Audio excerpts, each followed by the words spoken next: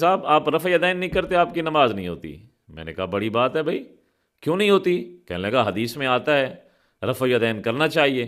میں نے کہا آپ نے ایک حدیث پڑھی ہے، دوسری نہیں پڑھی۔ انہوں نے کہا وہ کیسے؟ میں نے کہا آؤ میں آپ کو سناتا ہوں۔ پہلے قد افلح المؤمنون الذین هم فی صلاتهم خاشعون، کہ کامیاب ہیں وہ مومن جو خشوع کرتے ہیں۔ اب خشوع کسے کہتے ہیں؟ حضرت عبداللہ بن عباس نے اپنی تفسیر تنویر المقباس میں فرمایا خشوع یہ ہے کہ نماز کے اندر رفع الیدین نہ کریں۔ دوسرا آپ بخاری اٹھائیں، صفحہ 1202 پر رفع الیدین کرنے کی حدیث ہے، صفحہ نمبر 114 پر رفع الیدین نہ کرنے کی حدیث ہے۔ آپ مسلم شریف اٹھائیں، صفحہ نمبر 163 پر کرنے کی حدیث ہے، صفحہ 182 پر نہ کرنے کی حدیث ہے۔